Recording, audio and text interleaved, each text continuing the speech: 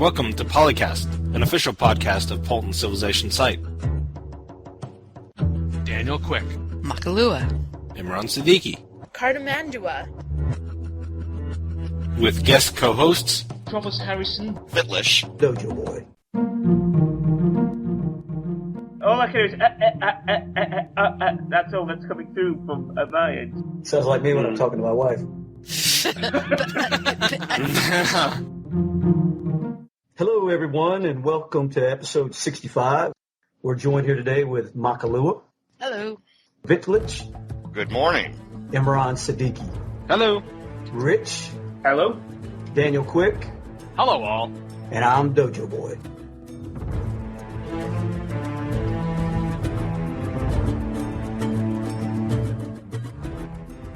We have 3 items under the news of interest: designing for free, followed by March Mayhem for game developers, and then big huge games for sale.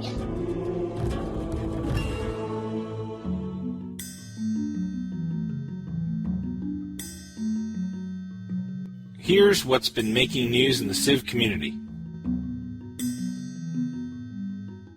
Designing for free from Soren Johnson. which he doesn't mean he's going to design for free for you. Damn it! Oh, no. It's on the lines of you pay to play. Even though you don't have to pay, what you're paying for, it actually improves your avatar, your character in this game. Let me just read the opening paragraph from Soren Johnson. In China, the new MMORPG entitled ZT Online has gained significant popularity, with over 10 million users and an ARPU of $40 per month. Like many Asian games, ZT is free to play and focuses primarily on player versus player gameplay. You actually use real cash, real money, to improve your character within this gaming environment. CK1 posted a comment on this after the articles. I don't like games where you can buy in-game advantages. That's why I've stopped playing Travian. I happily pay the supporter subscription for Hatrick each year, especially because the money gives you mostly cosmetic things and a few statistics. And Hatrick can be played very well with just 1 or 2 hours per week. I think it's a decent idea to have free and then be, hey, if you want to have more stuff, you can pay a subscriber fee. But if you don't, you can just play for free. That's why we have Poly Plus. There you go. I like the idea of free-to-play, and being able to have microtransactions in a game. I think it probably allows for a continuing source of revenue for developers. Personally, though, I shy away from it. Maybe it's my own personality type, but I wouldn't want to go down that road. I'd be spending all my money, Mm-hmm. Apple now is even in the new OS for the iPhone allowing for microtransactions, which is going to be curious how that happens on a 99-cent game. What's the next transaction going to be, $10? Well, exactly. I'm not a big fan of the idea myself, I must admit. Maybe I'm just a bit old-fashioned. I like to get a game and I like to play it. I don't like my playing to be limited depending on how much money I'm willing to cough up for that game. And it's a vicious cycle, potentially. I mean, one starts doing it and upping the odds, and it can get to be very expensive until we end up in a place we don't want to be with gaming. Especially because some posts have mentioned with applying it to CivIV, for example. Yeah. Don't like the idea of that at all. Yeah, and that's what this whole thing is about, is because he's, designing for free. He's talking about designing for these games that are free to play, and you have the microtransactions, and that you have to find a balance between what you can get with the microtransactions and what you can do for free to play. And he mentions in there later in the article as Puzzle Pirates as being a good example of how to do it. Mm-hmm. There's people who have never put any money into the game at all, and yet they don't really have a disadvantage against the players who have put a lot of money in.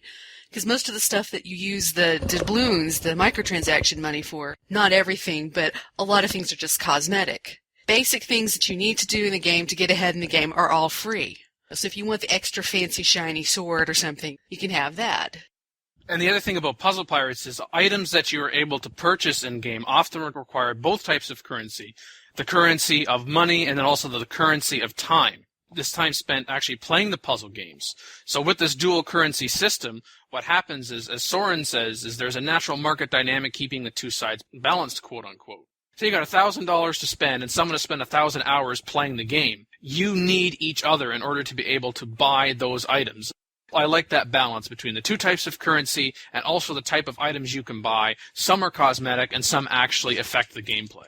You mentioned Travian. You actually related it to Apolyton Plus, which is... Not really the same. No, it's not the same, but it's comparable in the sense that Apolyton Plus not charging you for access to content. Mm-hmm. It's not going to give you access to something that other people don't have. It's flavor. It's kind of like, okay, in the game, purchase this product so you can have shinier clothing. Yeah, it looks nicer, but it's not going to mean that you're going to be able to get farther along in the game. Just like buying Apolyton Plus does not mean you're going to be able to post more, for instance. Wait a second, why not? You post enough already.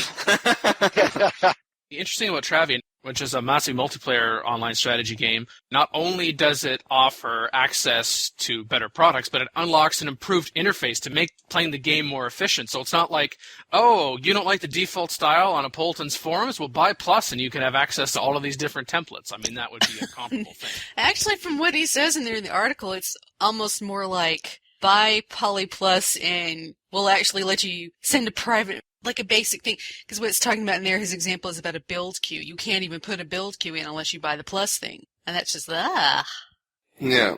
See, crippling functionality for the sake of making more money doesn't seem like a good idea either. Wouldn't you hate it if every time you did something in Civ Forum, you couldn't automate a worker to do certain things? You have to update it every single turn to continue something. It would just be immensely frustrating. That's true, but I mean, on the other hand, one can see where it would be somewhat attractive to some people. It's like, well, I never do a build queue. If I can get it cheaper and not have to worry about that, oh, why not? Yeah. In some aspects, it is somewhat attractive, but I know totally what you're saying. It could be like the first few months about when Vista UAC control, where, you know, it comes up every single time and you're like, oh, I gotta do this again. I gotta hit continue for doing this random thing, and of course then pay for feature thing. It'd be like, oh, I gotta pay like an extra $1 now and then download this other thing so I could do this. And it might get annoying on the one level like that, but I guess it depends on pricing.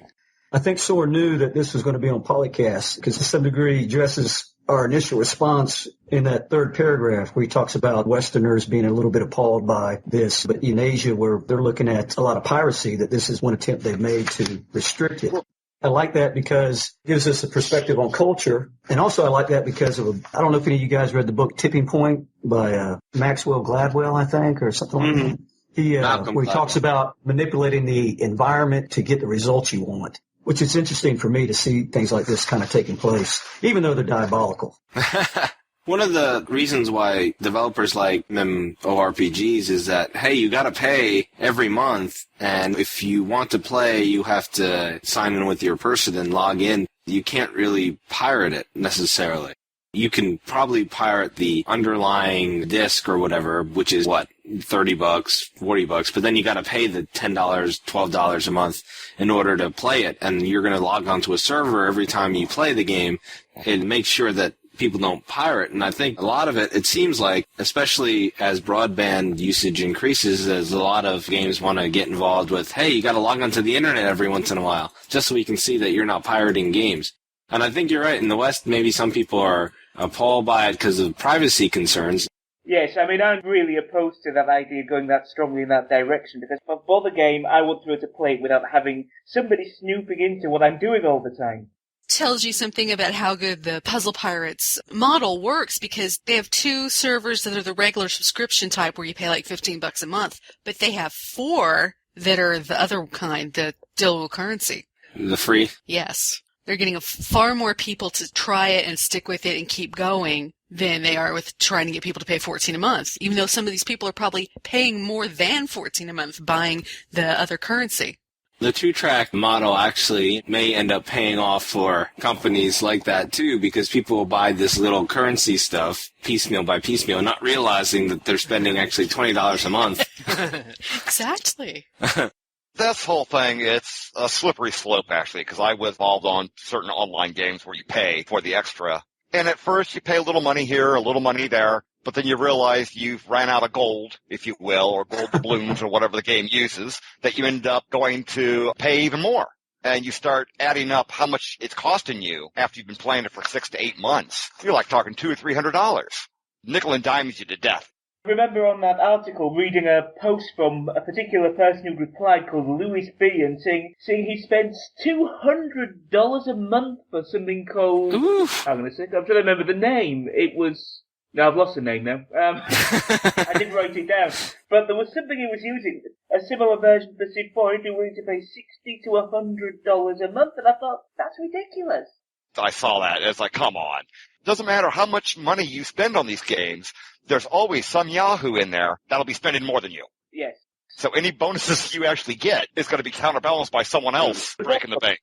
Then there's a potential there to introduce other tools which make you relatively unstoppable for even more money. As you say, slippery slope. It can go out of control. Well, I like the idea, though, that having a two-track type of thing where you can play for free but buy nickel and dime stuff, or you could pay maybe $15 a month and get everything. So if you find your calculator everything and you're like, wait a second, I just spent $25 a month on this nickel stuff, you can convert your character or game, whatever, avatar, into the per month $15, the traditional World of Warcraft pricing or something like that. That might be not a bad thing. At one level, it allows people to try out the game for free, or if you only want to play an hour or two a week or something, and you pay $5 a month, maybe it'd be worth it. But there's also another track where if you find yourself going to be paying a ton of money, you can pay $15 a month and just do it that way. The game Louis B. was referring to is Entropa Universe, which is... I was about to ask if that was it. Ah, yes. There's people that have stuff that's worth literally hundreds of thousands of dollars in that game, and they have actually sold it for that, for real-life money. On eBay or whatever? Yeah, or something. It's insane. I find it very worrying that people can spend such insane amounts of money on a game. Surely half the joy is to start from the beginning and build up. I mean, that's exactly one of the reasons why we play Civ in the first place. Mm-hmm. It's not as much fun to say, oh, I'm going to buy the Roman Empire dominating half the planet in 1800 AD. Well, thanks, but I've not really had the enjoyment of doing that. I'm sure we've all heard of the stories of people selling World of Warcraft characters for thousands of dollars to people. If you have that much money, why are you wasting it on that? Exactly. Yeah. Years ago, I sold a spare Ultima Online account because it had a house that was in some area and housing was really short at the time. I got $700 for it. Whoa! Wow. Nice. Did you claim that? Did you claim that? What? Yes. Yes. Good grief, people. I remember one story very recently, or maybe not that recently, where there was some transaction over some kind of sword in some game like this, and one ended up killing the other person in real life because of it.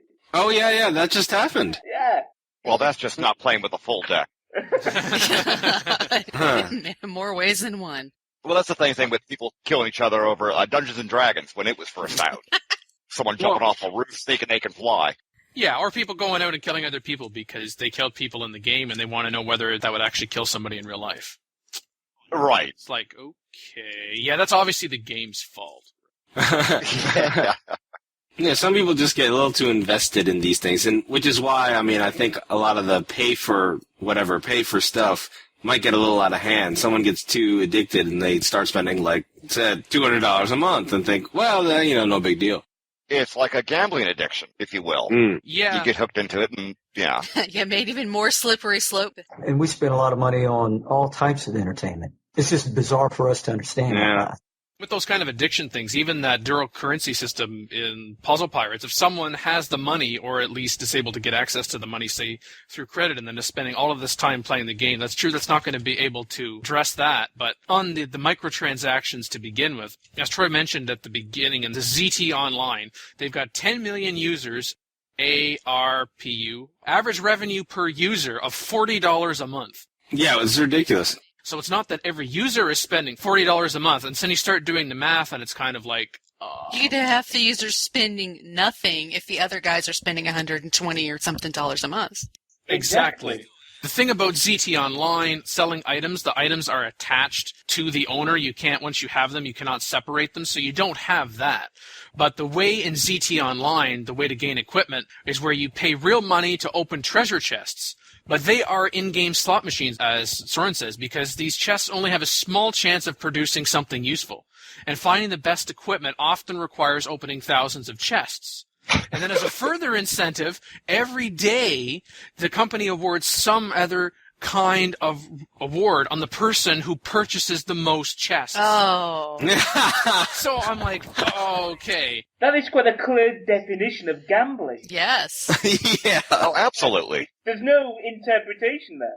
I agree with Soren. He said, quote, it's like a con job designed to suck away all of the players' money, unquote. As with ZT Online. Now, that's not to say that it's entirely the game's fault and the player holds no responsibility whatsoever. It's kind of like getting what we were saying about people killing somebody in real life over something in a game. Whenever people have said that to me, like video games cause people to kill people, and I'm like, oh, I'm sorry, someone robs somebody, uses gloves to break in and not leave fingerprints, so obviously the people who manufactured the glove are guilty of that crime as well, right? Yeah. Mm-hmm. And then the question about whether or not you like this approach and the question about culture difference between the East and West, I think with massively multiplayer online play games as an example, role-playing games, that has a basis for this pay-for model. But if we're going to do that pay-for model, I think the dual currency system in Puzzle Pirates is the way to go, because you avoid it from being, well, yeah, you can pay for stuff, but it's only aesthetics, cosmetics, big deal. Or it's something more significant where the richest players are going to be the dominant players because they get access to certain things that other players don't. Or like with Travian, part of it is you get access to something better with the interface. Right. There are a number of angles you can take that. If we were looking at it in terms of a strategy game, like doing it for a CivIV, no. Sid has talked about doing a massively multiplayer online Civ game. He's talked about how would that be implemented. Mm-hmm. And I think that if you were going to do that, a massively multiplayer online game has different design decisions required along with different business decisions. If you were going to design a massively multiplayer online game and you want to do that fee-based system, that makes sense. I think that's fair to look at that, but don't try to bring that into the strategy system. Have a massive multiplayer online game, but then also have your CivIV. It's kind of like with the argument when Civilization Revolution came out. Oh no, that's CivIV now. That's CivIV now. They're abandoning the PC. No. It was just, this is something separate that we're trying. And Firaxis approaches the massive multiplayer online game the same. No, we're not abandoning strategy gaming. We're trying something else.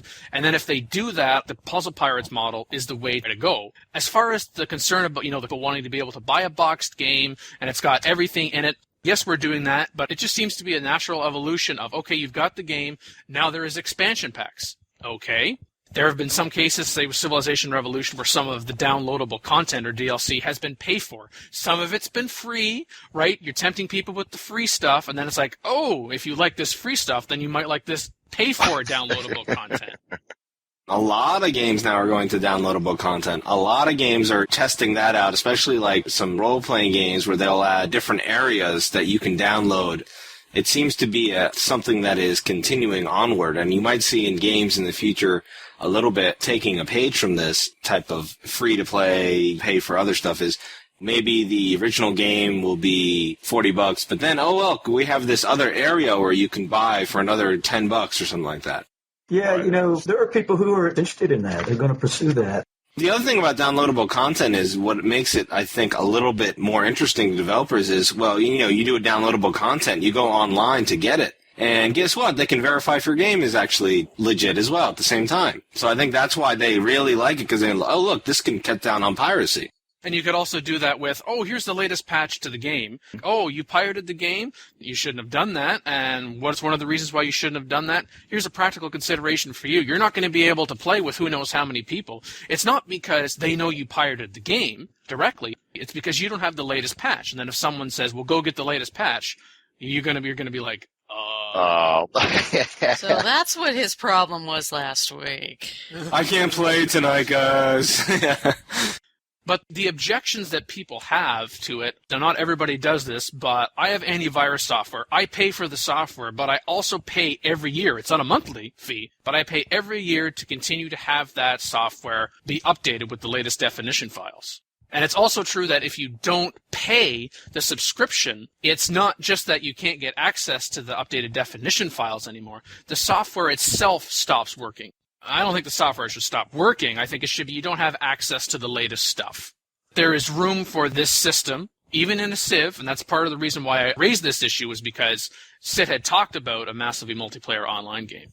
There's another issue for me to be able to continue to pay a subscription model every year. The issue of how much it is, and that's a totally separate issue, but the premise that I have to pay a renewal every year to continue to get access to the latest things, it's kind of like if we were to deploy this game and you're going to connect to the server to be able to play it. The developer is still working on it. The developer could still be working on it years from now.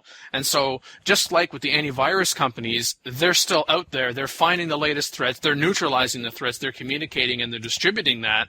By all means, fair to say you need to continue to pay a subscription fee in order to get this, because sure, we've got all this money from people buying this software at the outset, but maybe there's saturation now. Other people have other choices. How are we going to be able to continue to support the users? And really, you're paying that subscription model is helping you in the end, because if so many people didn't do that, right, then there wouldn't be a sustainable model, and then they wouldn't continue to support the software. It wouldn't be updated as well.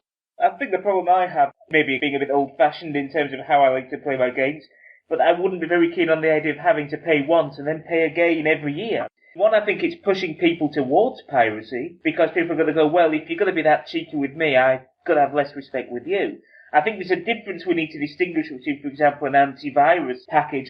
There are new viruses coming into being all the time, so there needs to be a certain cat and mouse, one keeping up with the other, which does need some financing, which I don't quite see as being quite the same with games, or certainly not to the same extent. This is a whole principle behind expansion packs, for example, why if they want to move the game on to the next part, they sell an expansion pack, and I'm quite happy with that, but have to have a subscription every year to actually be able to play the game at all, I'm not happy with the idea myself.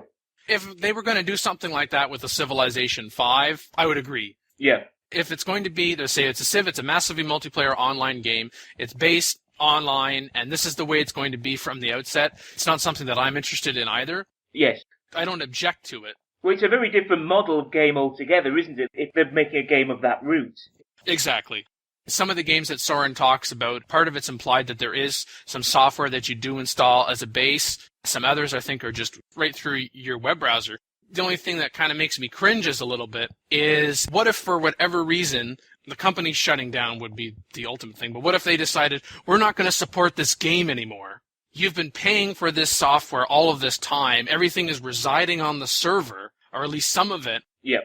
If something were to happen, whether that's temporarily or permanently, recognize that fact. That's another reason why these kind of games, I'm kind of like, ooh, no way for me to really save what I'm doing. Well, you could apply that to every MMO ever, because eventually they're all going to shut down at some point. And then what happens to all those hours you spent getting your elite purples? They're gone. It's another rock band. Deep Purple. No, elite. Oh, elite. In conclusion here, perhaps... Buyer beware. Yeah.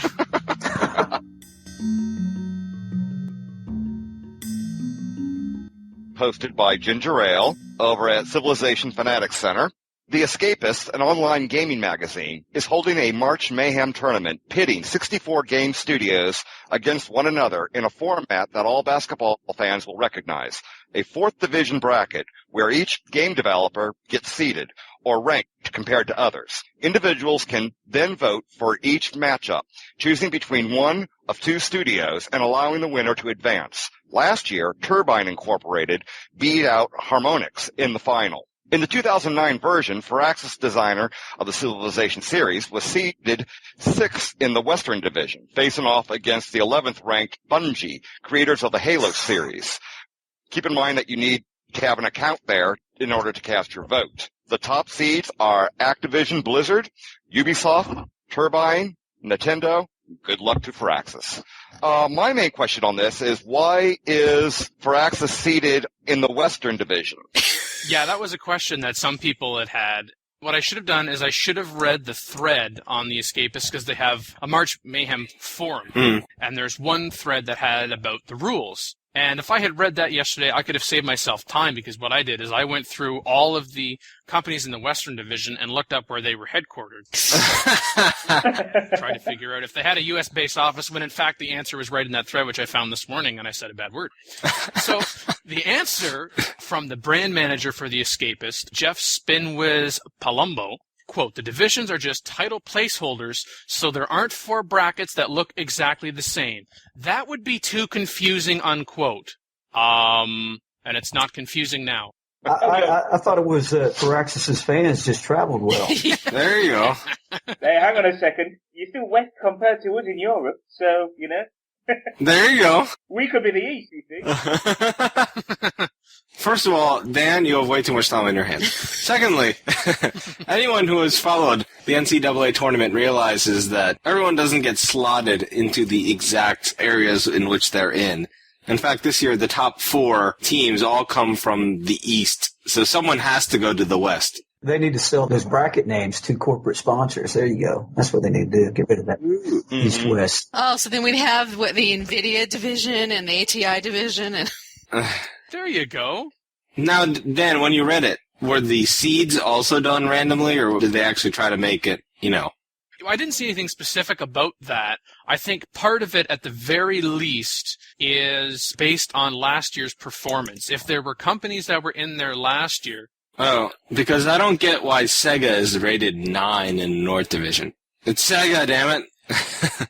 Turbine, for instance, which beat out Harmonix. Turbine did Lord of the Rings Online, and Harmonix did Rock Band. Turbine beat Harmonix to get the top, so it became the top seed in the North Division.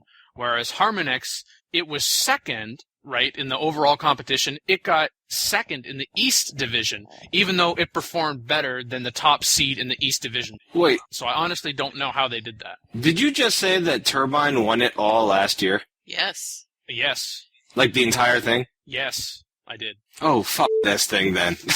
Behold, the power of fanboys. I have no respect for it anymore. Let's talk about something else. Part of the reason that I chose this topic is there are often polls about, the top games of the year, or the top games of all time, or the top games of this, or the top games of that. I've seen one where it was Developer Showdown. So I thought, I realize this is all in fun. There isn't anything major. I doubt any game company is going to put this on the back of the box, their next release, that they got top developer, but I don't know that for sure. You have to get desperate enough. Yeah, how do you know? Did you get a Turbine game?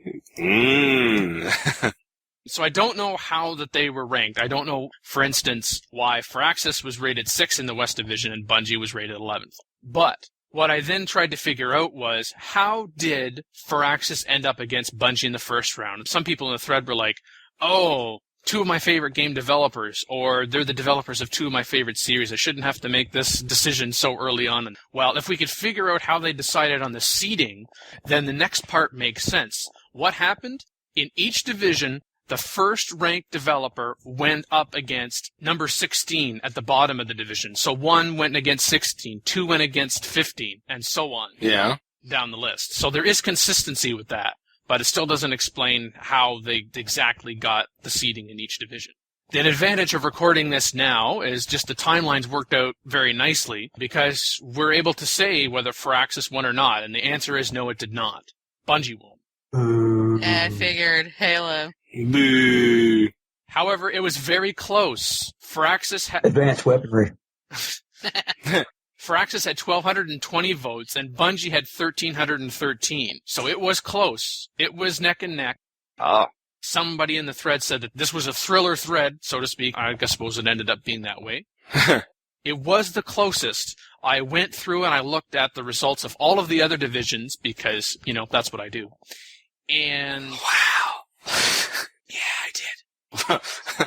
It was the closest, barely. Because also in the West Division, there was Rare going up against Pandemic. And you see, Firaxis had 48.2% against Bungie, and Bungie had 51.8%. Whereas the percentage in Rare versus Pandemic was 48.3% and 51.7%. Ooh. Big difference, as you can see. That's a hanging chad right there. The biggest blowout was in the South Division, Rockstar versus Quantic Dream, although I don't think that came as a surprise. Rockstar got 93.7% of the vote. Yeah, I was hoping that, I wasn't hoping, but I was anticipating you saying, yeah, it was really close between us and Bungie. Bungie got 65%, we got 35%. Glad it was a little closer than that. I read through the comments. Some people were making a distinction between, they said, look, I do prefer Civ versus Halo, but this is not, for instance, a Civ 4 versus Halo thread. Firaxis has done more than Civ. Bungie has done more than Halo, and because it's based on the developer, some people felt that and feel that Bungie has a closer connection to their community than Firaxis does, but they base that on the website. Yeah, I don't believe that. Another way to consider it, this is from Solid State Mind. Say Firaxis to most people, and they'll respond, who? Say Bungie to most people, and yeah, they'll say, oh, Halo, but at least there's a clear-cut association between the developer and its works. No. Don't consider it that way. Sure, say Bungie to most people, and they'll say, oh, hey, Halo. Say Sid Meier to most people. I still think you might get more who's than we'd like to think you would, but you'd be like, oh, Civ. Whereas I agree that if you do say Firaxis to most people, they might say, who? What? But if you say Civ, even if they don't know Sid, or you say Sid's name and they don't necessarily know Civ, they'll be like, oh, I know who you're talking about. So there is that association. Yeah, I would agree with that. I mean, all the box art, everything's titled Sid Meier's Civilization 4, Sid Meier's Alpha Centauri. I don't think I've ever seen anything like Firaxis. One of the things about that is that before Smack, it was all with Microprose previous to that, though. So again, we're trying to assess a current developer company rather than what work they've done before. So that's dealing with different game developers or particularly prominent figureheads, for example, Sid Meier, or I don't know who's in charge of Bungie or who's prominent there. Again, where do you draw the line on that? Having Sid's name on products, that is the legacy that goes back to Microprose days. Yeah. When you consider about it, Sid did not design Civilization 3, he did not design Civilization 4, but his name is on it. That's very true. Sid was the founder of the company. His money was invested in the company. So it was unlikely that all of a sudden, we've got so-and-so's name on the title, and he's not with our company anymore. In Soren's case, he's no longer with Firaxis. He's at EA. Oh, very true. Now, elsewhere in this thread, less is more, and that's LES is more. Two major series in the running here, but I have to give the nod to Firaxis, as Civilization is a far more influential title. And I think that depends who you're talking to. If you were talking to people looking at numbers and units sold, they might not agree with you. But to me, I think Civilization is a far more influential title. One of my favorite comments is from John the Nerd. Firaxis, Halo is good for a couple of months, but Civilization is good for a couple of years. There you go. Or longer. One person said, considering I've said just one more turn playing Alpha Centauri enough times for the words to lose all meaning, Firaxis for the win. MAET mate said, I'm tempted to vote Bungie since Civ 4 ruined my social life by being so gosh darn addictive. From Tierra, I've never heard of Firaxis. What did they do to get more fame than Bungie? What? Turn in your gamer card.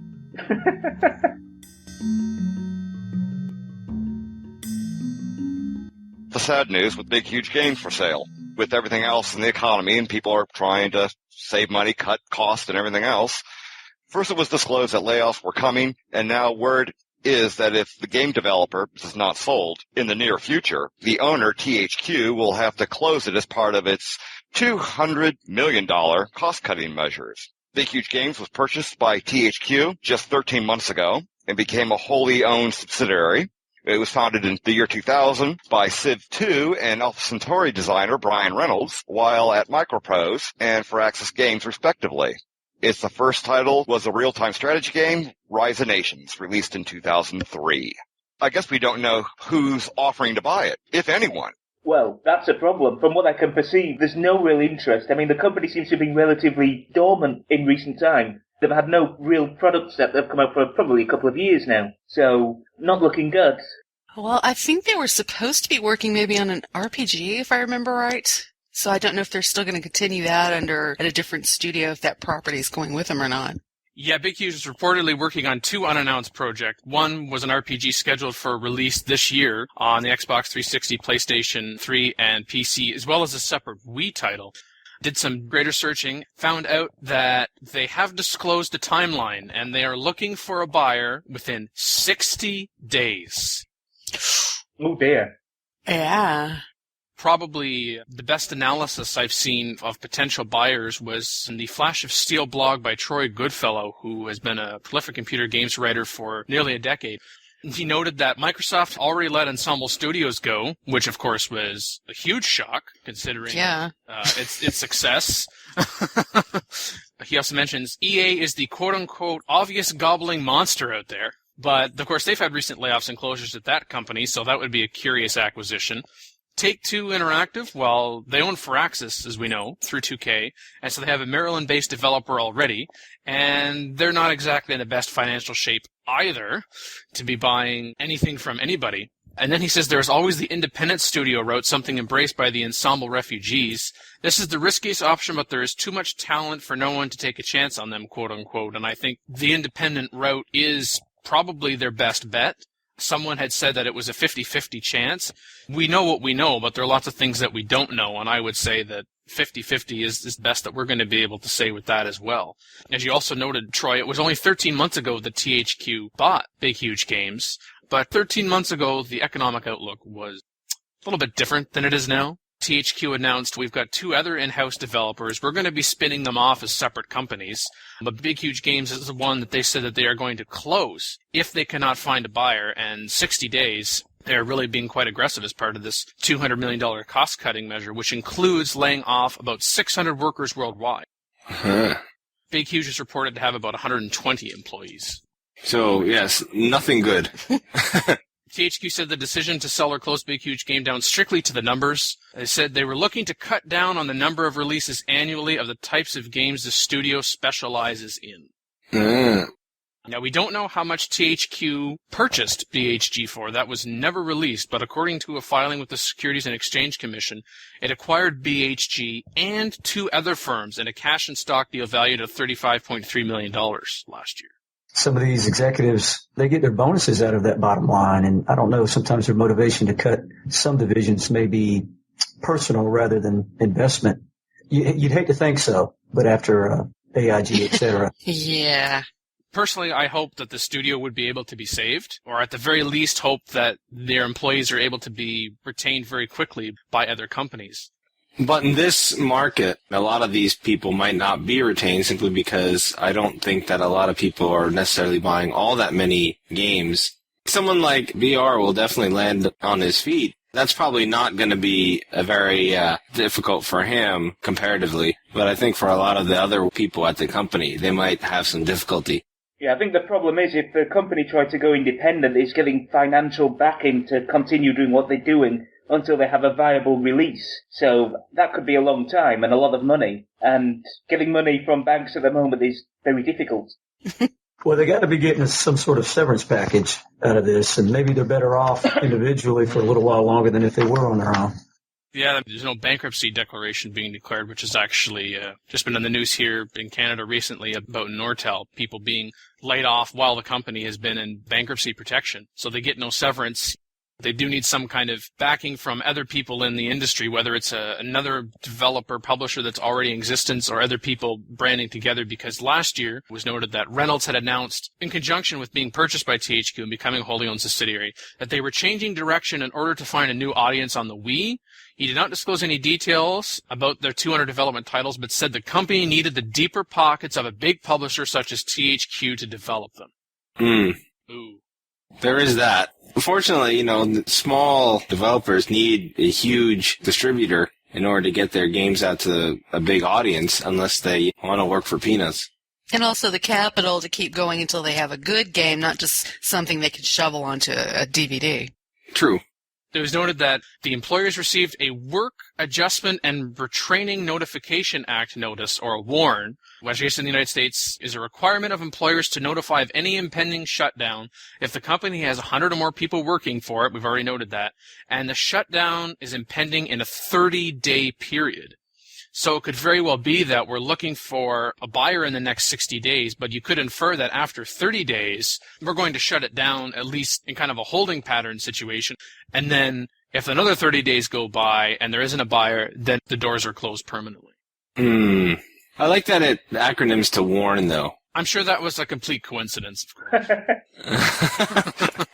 They didn't work backwards at all. I mentioned Troy Goodfellow, a writer over at GameSpy. I can never pronounce this guy's last name properly, but that's a PolyCast tradition. Alan Rusk, he said that Big Huge Games is an investment by THQ that is yet to pay off. As much as I like the people there and as talented as I know they are, when you're a CEO looking to cut jobs to save money, you go with the underperforming divisions. That's just the ugly reality of the situation. I was really hoping that the next time we talked about Big Huge Games was when they announced Rise of Nations 2 or something, because we cover Rise of Nations here in Apolyton at apolyton.net/Ron. But, wow. Surprised me, and then I started thinking, I guess after what happened with Ensemble Studios, it shouldn't have surprised me that something like this came about, like a big studio, but I guess it came as a bigger surprise because of the connection that we have to the studio and the people that are involved in the studio, those that we know. Yeah, another casualty of the times. Exactly. Calling today. In North America, the number is 301-637-7659. That's 301-637-POLY. In Europe, 44-121-288-7659. That's 44-121-288-POLY. You can Skype us at the PolyCast. Or email us at polycast@apolyton.net. For more information on PolyCast, Our sibling shows Modcast and Revcast. Or about PolyCast in general. Log on to the series' official website at polycast.apolyton.net.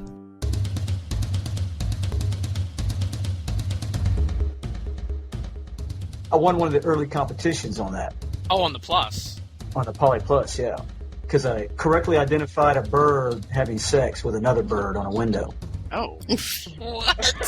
huh? Sorry, what was that? Did someone give you a gift subscription or something? Is that how that happened? Yeah, there was a competition early on. There was an image posted, and you had to correctly pick what it was, and if you got it right, you got a free month of Poly Plus. If you were invited to come back on the show, would you? Oh, yeah, certainly would. Woo! Rich, same question?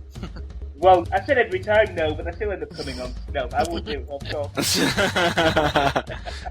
And of course, every once in a while, me or Mackie asks Dan, "Are you going to ask us?" Oh, you forgot a bit of news. I actually played Civ. Yes. It's true. It's true. Stop the press. Imran's actually played a game of Civ this year. I don't feel so bad for not playing Doom 2 now. I'd like to thank you all for tuning into PolyCast tonight, and I've been Richard Harrison. There's been Makahlua. Hi. Wittlich. Hi. Imran. So say we all. Very good. Dan. Goodbye. And who else have we got? Who have I missed? Go on, say goodbye. I can't remember. That would be me, Dojo Boy. See ya. Bye-bye.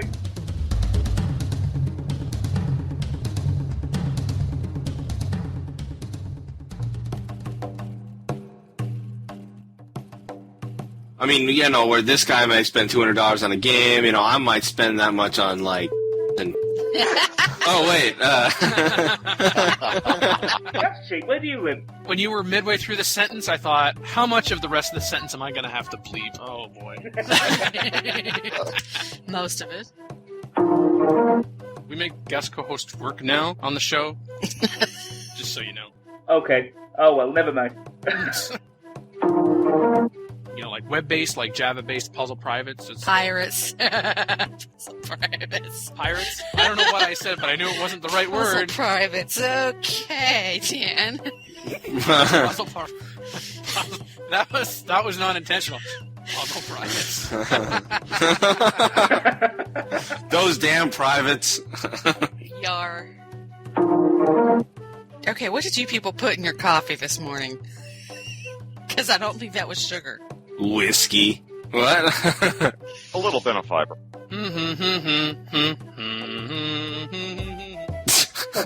What was that? I didn't actually sing it. Dan has forgotten the no musical Since he hummed it, he came... no musical interludes from Dan, period. No, there is no music rule. As long as you're aware of that expectation, it would be nice if there would then be a way for you to be able to continue to do that. Whoa! Oh, God. Whoa! Oh, The pirates are coming after him. The privates are coming after him. I'm not very critical, not looking for things to make critical statements on when I'm listening. I'm just enjoying the show. Okay, well then tell us everything you love about the show then. Oh, no pressure. No pressure. Feed Dan's ego, please.